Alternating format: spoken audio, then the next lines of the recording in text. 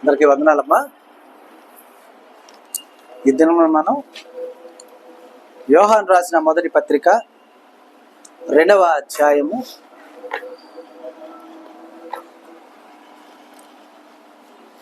2 నుండి 6 వచనాలు ధ్యానం చేసుకుందాం. యోహాను రాసిన మొదటి పత్రిక 2వ అధ్యాయము 2 నుండి 6 వచనాలు ధ్యానం చేసుకుందాం.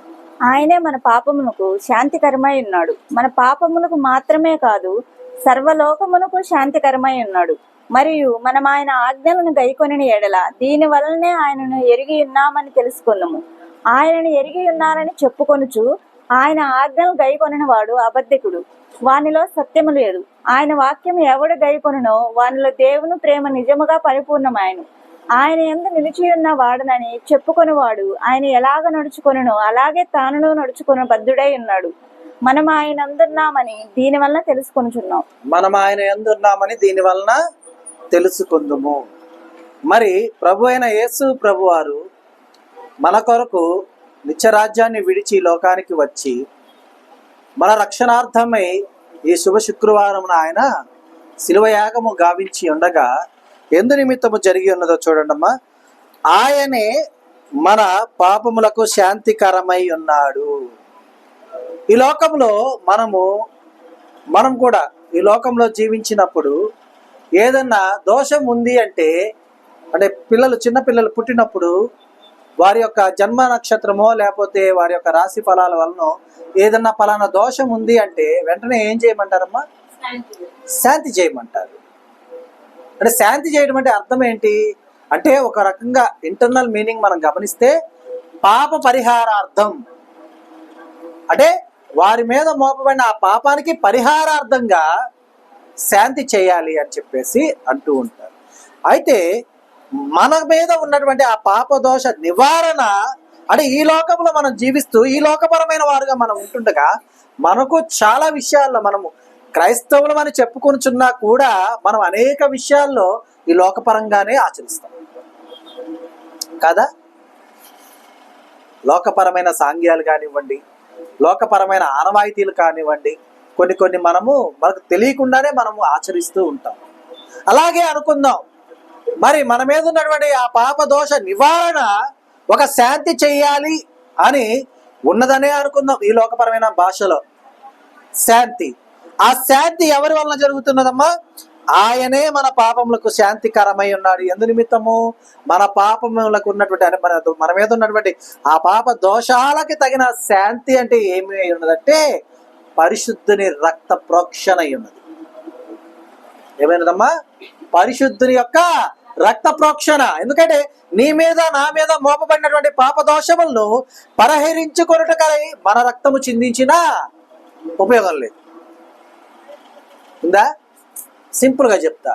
రోడ్డు మీద ఒకరికి యాక్సిడెంట్ అయింది ఏమా, ఆయన ఒక బ్యాగ్లో ఏయో పట్టుకెళ్తా ఉన్నాడు, యాక్సిడెంట్ అయింది. లక్కీగా ఆయనకి యాక్సిడెంట్ అయిన వెంటనే చాలా బ్లడ్ పోయింది. అయితే ఆయనకు లక్కీగా ఆ బ్లడ్ అంతా ఆయన చేతిలో ఉన్న కవర్లోనే ఉంది, కానీ ఎక్కడ పడిపోలా. అర్థం చేసుకోండి నేను చెప్పే మాట.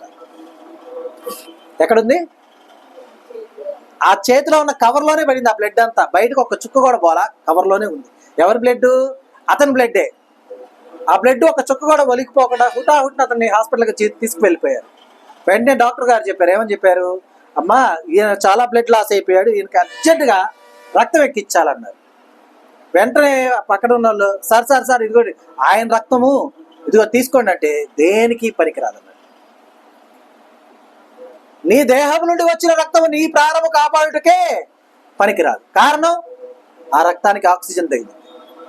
ఆ రక్తం ఎప్పుడైతే దేహం నుండి బయటకు వస్తుందో దానిలో ఉన్నటువంటి సహజ గుణాన్ని అది కోల్పోతుంది, ఇక పనికిరాదు.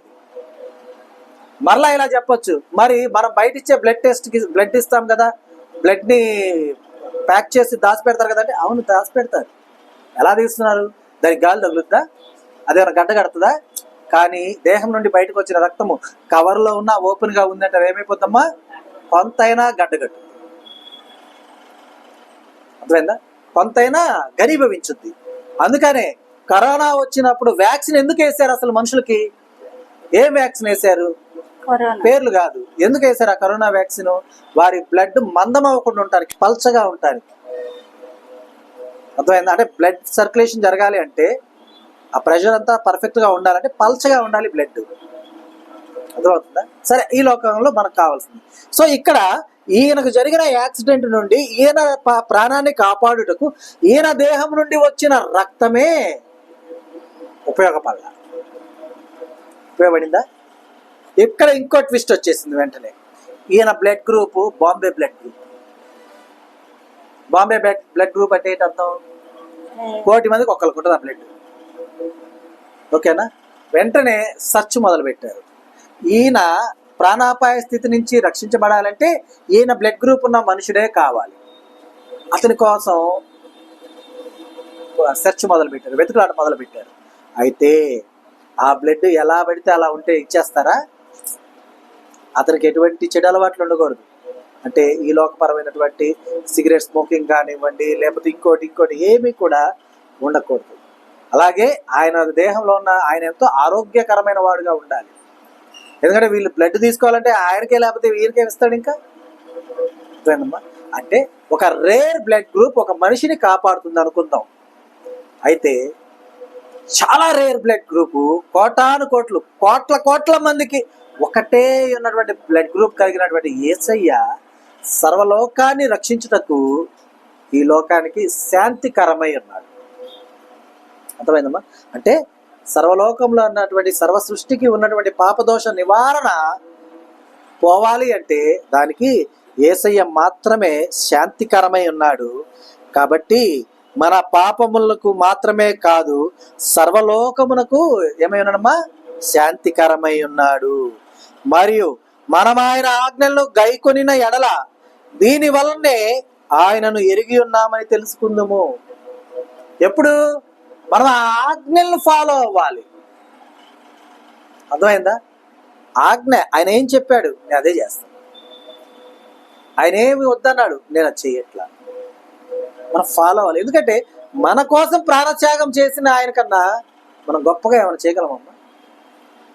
చూడండి, ఈ లోకంలో మనం చిన్నపాటి సహాయం చేస్తేనే సహాయం పొందిన వాళ్ళు కొద్ది రోజుల పాటు మనల్ని మర్చిపోతారా? మర్చిపోరు. కానీ నీ వలనే ఒక ప్రాణం నిలబడితే, ఒకవేళ వారు మర్చిపోయినా కూడా వారి జీవం వారికి ఏం చేస్తుంది? ఈరోజు నీవు బ్రతికున్నావంటే దానికి కారణం ఫలానా వాళ్ళు. నేను మర్చిపోయి ఉండొచ్చు కాక అతను, కానీ అతడి జీవిత కాలం అంతా కూడా అతని జీవం అతనికి గుర్తు చేస్తుందా లేదా? గుర్తు చేస్తుంది కదా. మరి మనము మరణ పాత్రులమై ఉండగా మనల్ని బ్రతికించిన క్రీస్తుని మనం ఏమాత్రం గుర్తుపెట్టుకొని మనం గుర్తుపెట్టుకొని ఉండాలి అంటే మనం ఏం చేయాలమ్మా? ఆయన ఆజ్ఞలను గైకొనాలి మనం. అర్థమైందా? అలా గైకొనటం వలనే ఆయనను ఎరిగి ఉన్నామని తెలుసుకుంటాం. నాకు యేసయ్య తెలుసు. ఇప్పుడు చూడండి, మన ఎలక్షన్స్ అయిపోగానే చాలా మంది బండ్ల మీద పిఠాపురం ఎమ్మెల్యే గారి తాలూకా అని, డిప్యూటీ సీఎం గారి తాలూకా అని, అట్లా చాలా మంది బండ్ల మీద స్టిక్కర్స్ అతికించేసుకున్నారు. ఎందుకు అతికించుకున్నారు? అభిమానమే ఉండొచ్చు.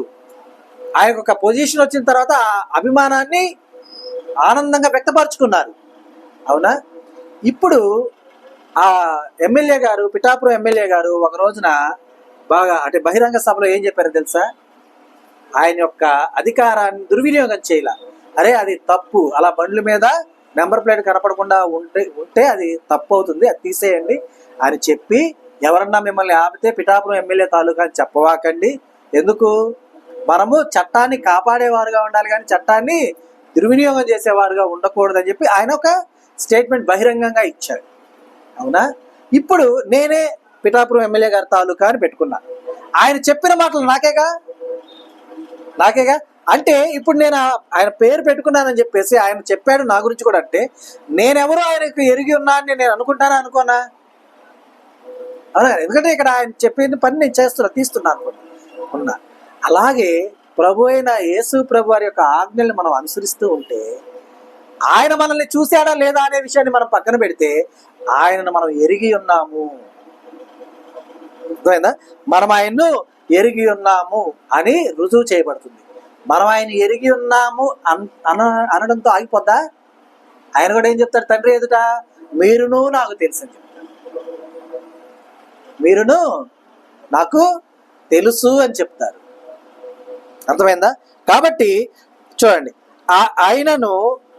ఆయనను ఎరిగి ఉన్నారని చెప్పుకొనుచు ఆయన ఆజ్ఞలను గైకొనని వాడు ఎవరు? అబద్ధీకుడు. ఇందాకే చెప్పాం, ఆ ప్లేట్ వెంటనే తీసేస్తే ఆయన చెప్పిన దానికి మనం అనుకూలంగా చేసాం. ప్లేట్ తీయలేదు అనుకోండి, తీయకుండా మనం ఎక్కడన్నా రాంగ్ రూట్లోనే ఎక్కడో వెళ్తున్నప్పుడు పోలీసులు పట్టుకున్నాక నేను పిఠాపురం ఎమ్మెల్యే గారి తాలూకా అంటే, నువ్వు ఎవరి తాలూకా అయితే నేను ముందు తీయ అంటారు. నేను తీయను అంటే దానికి సంబంధించిన శిక్ష వేస్తారు, నాకు ఫైన్ వేస్తారు. అవునా కదా? అంటే నేను ఇక్కడ ఏం చెప్పాను? ఆయన చెప్పిన మాట నేను అనుసరించలేదు అంటే ఆయన నేను ఏం చేయలేదని, గౌరవించలేదని. ఒకవేళ నిజంగా వీళ్ళు నన్ను రాచి రంపాన పెట్టారనుకోండి, ఈ విషయం డిప్యూటీ సీఎం దాకా వెళ్ళింది అనుకోండి, ఆయన ఏమంటాడు? నేను ముందే చెప్పాను కదా తీసేయమని, ఎందుకు తీసేయలేదని నన్నే అంటాడా? అంటాడంట. మరి ఆయన ఆజ్ఞను గైకుంటే మనము ఆయన తెలుసు మనకు అని మనం ఎంత అనుకుంటామో మనం కూడా ఆయనకు తెలుసు అన్నమాట అంతే నిజం. ఇక్కడున్న మనందరికీ కూడా బైడెన్ తెలుసుగా, కొత్తగా విన్నారా? మోడీ తెలుసుగా, బైడెన్ అంటే తెలియదు. మోడీ తెలుసుగా, ఎవరు? మనం తెలుసా ఆయనకు? మనం ఎవరని తెలీదు. అవునా? ఇక్కడ మనం మోదీ భజన చేసాం, నాకు తెలుసు నాకు తెలుసు నాకు తెలుసు, అవి చెప్పినవి అన్ని ఫాలో అయినా మనం ఎవరో ఆయన తెలియదు. కానీ యేసయ్య ఆయన ఆజ్ఞలను మనం ఫాలో అవుతూ, అయ్యా నేను నిన్ను ఎరిగి ఉన్నానని మనం చెప్పామంటే నేనును నిన్ను ఎరిగి ఉన్నాను అని చెప్తాడు. అందుకే కదా ఒక చోట దేవుడు అంటాడు, యేసు ప్రభు వారు అంటారు ఏమని? ఆయన దగ్గరకు వచ్చేసి అనేకులు అక్కడికి వచ్చి, అయ్యా నీ నామమును మేము దెయ్యాల్ని వెళ్ళగొట్టలేదా, అనేక స్వస్థతలు చేయలేదా, సూచనలు చేయలేదా అంటే, అక్రమము చేయవారులారా మీరెవరో నేను ఎదుగు. మీరు చేసింది ఏంటిది? అక్రమాలు కాబట్టి నాకు తెలీదు. అదే మీరు సత్క్రియలు చేసినట్లయితే, ఆజ్ఞలు గైకొన్నవారుగా ఉంటే కనుక తెలీదని చెప్తాడా? చెప్పడు, నాకు తెలుసు అంటాడు. అలాగే ఆయనను ఎరిగి ఉన్నామని మనం వృధాగా చెప్తూ ఆయన ఆజ్ఞలను గైకొనకపోతే కనుక మనం ఎవరమమ్మా? అబద్ధీకులం. కాబట్టి వానిలో ఏమి లేదు? సత్యం లేదు, ట్రూత్ లేదు. అర్థమైందా? ట్రూత్ లేదు. ఆయన వాక్యము ఎవడు గైకొనునో వానిలో దేవుని ప్రేమ నిజముగా పరిపూర్ణమాయెను. ఆయన యందు నిలిచి ఉన్నాడని చెప్పుకొనువాడు ఆయన ఎలాగూ నడుచుకొనునో అలాగే తానును నడుచుకొన బద్ధుడై ఉన్నాడు. మనం ఆయన యందున్నామని దీని వలన తెలుసుకొనుచున్నాము. అంటే ఏంటి? ఆయన వాక్యము ఎవడు గైకొనునో వానిలో దేవుని ప్రేమ ఎలా ఉందమ్మా? ఎలా ఉంది? నిజముగా పరిపూర్ణంగా ఉన్నది, అసంపూర్ణంగా కాదు. ఎవరిలో? ఎవరైతే దేవుని యొక్క వాక్యమును గైకొంటారు. అందుకే కదా ధర్మశాస్త్రమందు దీవారాత్రములు ధ్యానించేవాడు ధన్యుడు. వాడు ఎలా ఉన్నాడు? నీటి కాలంలో ఎవరన్నా నాటబడిన చెట్టు వలె, ఆకు వాడక తన కాలమందు ఫలమిచ్చు చెట్టు వలె ఉన్నాడు. అవునా? ఎందుకని? వారిలో ఏమైంది? దేవుని యొక్క ప్రేమ నిజముగా పరిపూర్ణమైంది. అర్థమైందా? పరిపూర్ణమైన ప్రేమ ఏం చేస్తుంది? ఏం చేస్తుంది? సఫలపరుస్తుంది, సంతోషపెడుతుంది. అవునా?